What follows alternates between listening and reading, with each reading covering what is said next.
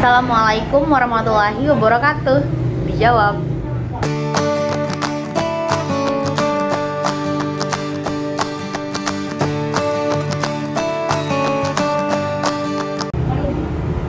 Selamat datang kembali di channel Ana Rumjaya.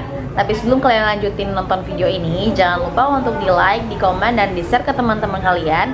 Dan yang pasti jangan lupa untuk di subscribe dan di klik loncengnya biar kalian tetap dapat notifikasi dari channel Ana Rumjaya.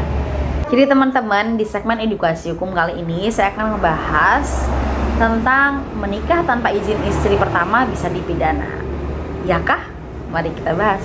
Teman-teman, belakangan ini tentu kita banyak yang telah mengetahui ya, dan juga bahkan sudah bukan menjadi rahasia lagi bahwa sering sekali loh terjadi pernikahan siri yang dilakukan oleh suami secara diam-diam atau tanpa persetujuan si istri. Biasanya tanpa diduga si suami ini juga ingin menceraikan si istri dengan alasan telah melakukan pernikahan siri dengan wanita lain. Padahal secara hukum, apabila seorang suami ingin melakukan poligami atau beristri lebih dari satu, maka ia wajib meminta persetujuan si istri terlebih dahulu. Ini saya bahas sisi hukumnya teman-teman, bukan dari sisi agamanya. Akibat hukum atas perkawinan kedua yang dilakukan oleh suami tanpa izin dari istri pertama adalah cacat hukum, sehingga mengakibatkan batal demi hukum atau dianggap tidak pernah ada.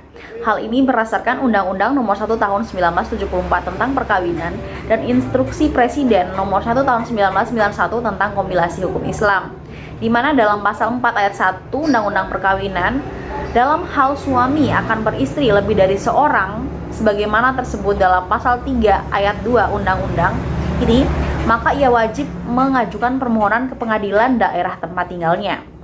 Pasal 5 Undang-Undang Perkawinan, untuk dapat mengajukan permohonan ke pengadilan sebagaimana dimaksud dalam pasal 4 ayat 1 undang-undang ini harus memenuhi syarat-syarat berikut: adanya persetujuan dari istri, adanya kepastian bahwa suami mampu menjamin keperluan-keperluan hidup istri-istri dan anak-anak mereka, adanya jaminan bahwa suami akan berlaku adil terhadap istri-istri dan anak-anak mereka. Dalam pasal 55 Kompilasi Hukum Islam, beristri lebih dari satu orang pada waktu bersamaan terbatas hanya sampai 4 istri.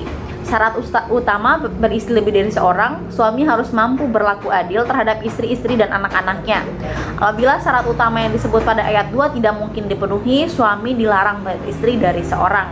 Kemudian pasal 58 Kompilasi Hukum Islam, selain syarat utama yang disebut pada pasal 55 ayat 2, maka untuk memperoleh izin pengadilan agama harus pula dipenuhi syarat-syarat yang ditentukan pada pasal 5 Undang-Undang Nomor 1 Tahun 1974, yaitu adanya persetujuan istri, adanya kepastian bahwa suami mampu menjamin keperluan hidup istri-istri dan anak-anak mereka.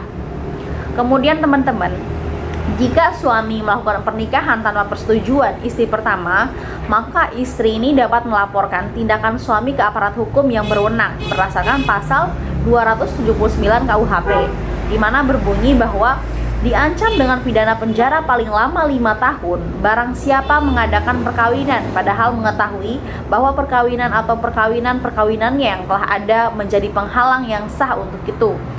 Barang siapa mengadakan perkawinan padahal mengetahui bahwa perkawinan atau perkawinan pihak lain menjadi penghalang untuk itu. Jika yang melakukan perbuatan berdasarkan ayat 1 butir 1 menyembunyikan kepada pihak lain bahwa perkawinan yang telah ada menjadi penghalang yang sah untuk itu, diancam dengan pidana penjara paling lama 7 tahun. Jadi itu dia teman-teman, suatu syarat supaya orang dapat dihukum menurut pasal ini. Yang saya sebutkan barusan itu adalah orang itu harus mengetahui bahwa ia dulu pernah kawin dan perkawinan atau pernikahan itu masih belum dilepaskan. Jadi itu dia teman-teman, sanksi hukum atau jerat hukum bagi suami yang melakukan pernikahan siri tanpa persetujuan istri pertama atau istri-istri yang lain. Apalagi sekarang lagi viral ya, ada kasus di Nusa Tenggara Barat. Jadi itu dia teman-teman, ini sekali lagi saya sampaikan bahwa ini adalah penjelasan hukumnya ya, dikaji secara hukum bukan secara agama. Kalau agama beda lagi. Jadi itu dia teman-teman video saya kali ini. Terima kasih kalian yang sudah nonton sampai habis, dan saya minta maaf apabila terdapat kesalahan penafsiran, kesalahan kata dan kalimat. Tapi buat kalian yang memiliki perbedaan pendapat, kritik dan juga saran, silakan komen di kolom komentar di bawah. Dan terima kasih kalian sudah nonton sampai habis. Jangan lupa untuk di like, di komen, dan di share ke teman-teman kalian. Dan yang pasti jangan lupa juga untuk di subscribe dan klik loncengnya, biar kalian tetap dapat notifikasi dari channel Ana Rumjaya.